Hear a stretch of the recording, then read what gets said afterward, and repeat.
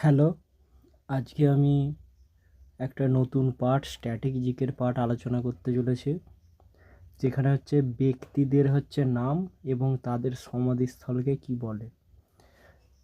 রাজঘাট। রাজঘাট কার যে সমাধিস্থল? মহাত্মা গান্ধী। বিজয়ঘাট, লাল বাহাদুর শাস্ত্রী।